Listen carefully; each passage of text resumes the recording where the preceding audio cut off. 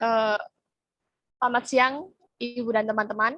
Di sini saya menggunakan cerita dari cerita rakyat ya, yang judulnya Timera, Singa, Berkepala Domba, dan Ular. Ini cerita rakyat dari Nyani. Nah, sebelumnya saya mau mulai ini dengan pantun ya, teman-teman. Eh, Pantunnya begini nih, Cakep. pantunnya. Waduh, belum. Eh, Jalan-jalan ke kota Jogja. Jangan Cakep. jangan Cakep. lupa, oke, okay. Jangan lupa membeli bakpia. Izinkan saya untuk bercerita dari kisah Yunani yang sederhana. Oke, itu tangan. Oke, itu karena di sini judulnya Kimberasinya berkepala domba dan ular. Wah, kelihatan ya ini? Kelihatan nggak sih? Mana sih kameranya? Ah, ya. Ini ada singa, wah, ada kuda, ada prajurit sih, pemuda sih. Nah, di sini bisa dikisahkan di daerah Yunani, teman-teman. Misalkan di daerah Yunani ini terdapat seekor singa yang sangat mengerikan, singa berkepala domba dan ular. Wah, teman-teman pasti bisa berhayal ya, kita berimajinasi, berimajinasi seperti apa tuh singanya tuh seperti apa, sebesar apa. Terus ditambah lagi berbentuk singa, di situ ada domba jadi satu sama ular kan. Wah, pasti mengerikan sekali ya teman-teman, apalagi singa itu di desa tersebut ya, benar. Desa tersebut mematikan segala-galanya yang ada di situ, termasuk tumbuhan, hewan, manusia-manusia. Nah, di desa tersebut juga terdapat seorang raja. Nah, raja ini yang bernama Lysia. Raja Lysia sangat sedih mendengar kisah tersebut. Karena singa ini kan sangat merugikan masyarakat di situ ya, sangat merugikan rakyat-rakyat. Lalu penduduknya juga semakin berkurang. Nanti desa itu jadi apa? Masa kosong? Nggak mungkin juga kan teman-teman. Lalu akhirnya raja mengutus seorang pemuda yang bernama Bele untuk bisa meminta tolong kepada Bele untuk bisa mematikan ya, membunuh singa tersebut ya, membunuh singa tersebut. Lalu Bele diutus. Nah, setelah diutus, dia pergi mencari tahu. Tapi sebelum diutus, Bele ini meminta syarat kepada raja. Untuk bisa mematikan, saya membutuhkan seekor kuda, yaitu bukan sembarang kuda. Tapi kuda apa, teman-teman? Ini pasti berpikiran, kuda apa ya? Kira-kira kuda apa? Lalu Kuda dia lumping. Pegasus. Oke. Salah. Oh, enggak, bukan ya. Masih dirahasiakan. Lalu Bele, ini akan apa sih namanya? Buka tabir ya. Ini Bele akhirnya meminta izin untuk berbicara kepada si raja tersebut bahwa, raja, saya membutuhkan seekor kuda yang ajaib. Karena singa, Kimera sudah mematikan beberapa hampir masyarakat, hampir rakyat yang ada di situ. Jadi saya membutuhkan apa namanya, kuda yang sakti, kuda yang bisa ampuh untuk mematikan singa tersebut. Wah, akhirnya si raja tersebut menyanggupi, ya silahkan pergi mencari jejak, mencari tahu di mana kuda tersebut, dan saya meminta tolong kepada kamu untuk bisa apa ya namanya, untuk bisa menyejahterakan, untuk bisa mempertahankan penduduk yang ada di situ. Nah, akhirnya di suatu hari itu, si pemuda itu, nah Billy itu mencari tahu di sebuah desa seberang yang tidak diketahui nama desanya tersebut. Di situ dia mencari tahu sampai akhirnya dia ketemu suatu tempat yang di situ terdapat mata air. Karena begitu kelelahan, begitu panjangnya perjalanan, ya di sini ya, kelihatan nggak sih? Nah, ini yang mata air ini Belenya ini, ya, nah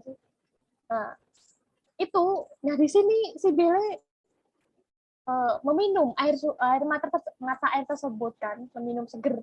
Wah, akhirnya saya bisa minum di sini setelah perjalanan panjang, begitu melelahkan. Namun karena semangatnya begitu, dia juga tanggung jawab di situ. Dia bertemu seorang perempuan di situ dan bertanya kepada perempuan, Nona, apakah Nona melihat kuda sakti yang ada di sini? Lalu Nona tersebut mengatakan kepada Billy, saya tidak pernah melihat kuda tersebut, namun saya mendengar suara-suaranya. Lalu dari situ Billy menemukan informasi baru bahwa walaupun dia belum pernah melihat, tapi dia bisa mengimajinasikan. Keren dia gimana. Lalu dari situ terdapat empat orang tokoh. Yang pertama ada anak kecil, yang kedua ada seorang petani, yang ketiga ada pemuda, yang satu adalah kakek-kakek. Nah, kakek. Di situ Billy bertanya lagi kepada anak kecil, hai adik, apakah kamu tahu dan apakah kamu melihat kuda yang ada di sini? Lalu adik kecil tersebut mengatakan, saya tidak pernah melihat, tapi saya juga penasaran seperti apa kuda yang ada di sini dan apakah kuda itu sangat menarik? Lalu ia berganti bertanya kepada seorang kakek kan ada kakek kan di situ. Kakek, apakah kakek percaya dengan kuda dan apakah terdapat kuda yang ada di sini? Lalu kakek tersebut mengatakan, cucu, saya sudah tua, saya sudah lupa, tapi saya tidak percaya dengan cerita tersebut. Karena menurut saya, cerita tersebut adalah cerita yang tidak nyata. Lalu yang terakhir, si Billy ini cerita kepada seorang petani yang ada di situ, Bapak, apakah benar ada seekor kuda yang sakti di sini? Lalu Bapak itu juga mengatakan, mengapa kamu masih percaya cerita yang tidak ada pembuktiannya? Mengapa kamu percaya pada suatu hal yang tidak ada di sini? Apakah kamu sedang bergurau? Apakah kamu gila? Lalu pada akhirnya Billy merenung di situ setelah mereka pergi. Billy merenung di situ, di manakah saya harus mencari? Berminggu-minggu, berbulan-bulan, dia masih tidak menemukan. Sampai pada akhirnya dia mendengar derapan kaki kuda. Lalu dari semak-semak di situ dia mendekat ke semak-semak itu dan melihat, wah benar, ternyata ada kuda di sini, itu yang saya maksud. Lalu dari situ Billy menemukan informasi bahwa memang ada kuda tersebut. Lalu dia berpikir, bagaimana saya bisa membawa kuda itu dan bekerja sama dengan dia supaya dapat mematikan si Kimera ini. Akhirnya dengan pelan-pelan ketika kuda itu sudah turun dari langit ke mendekati air mata, kuda tersebut minum dari air mata. Dan dia berguling-guling di padang pasir. Di padang pasir tersebut, dan setelah itu kuda bersiap untuk terbang lagi. Namun di situ Billy menemukan ide cerdik, yaitu dia langsung melompat dari tanah ke punggung kudanya dan dia sampai di kuda itu, dia sudah menunggangi kuda itu dan ya akhirnya kuda itu tidak nyaman karena ada beban yang dia pikul. Akhirnya karena Billy ini adalah orang sakti, akhirnya Billy bisa bisa menghipnotis kuda tersebut, sehingga dari dia tidak jinak menjadi jinak. Nah, dari situ si kuda tersebut dapat terhipnotis. Lalu dia menaiki kuda tersebut dan membawanya ke sebuah eh, puncak yang disebut puncak Helikon di daerah Yunani sana. Lalu di situ mereka mulai mengenal satu sama lain. Wah, sebenarnya kuda di sini, kuda yang sakti, itu takut kepada manusia, tapi karena si Bella sudah mampu melembutkan hati dan udah menjinakkan itu, akhirnya dia bisa bekerja sama. Dan satu hari setelah mereka mengenal, akhirnya pertarungan dimulai. Belle dan kuda mendekati area yang di dekat singa. Ini ya gambarnya teman-teman. Ya, ya, ini ada singa ya. Akhirnya mendekati di lokasi tersebut. Di lokasi itu dan Bella sudah bersiap-siap bersama kuda. Ayo kita menggunakan senjata-senjata. Dan Bella menggunakan pedang sakti untuk menancapkan pedang itu ke tubuh singa. Tapi itu tidak mengenai singa, meleset. Lalu dengan cerdik si kuda tersebut mengeluarkan juru saktinya, wah, juru sakti ya. Dan dan akhirnya mengenai tubuh singa, tapi singa malah melonjak, malah wah singa marah besar. Di situ juga singa kan berkepala domba kan, berkepala domba, ada ular juga, jadi satu di situ.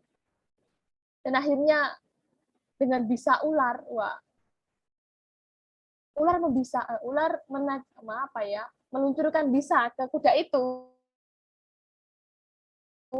dan akhirnya masih meleset.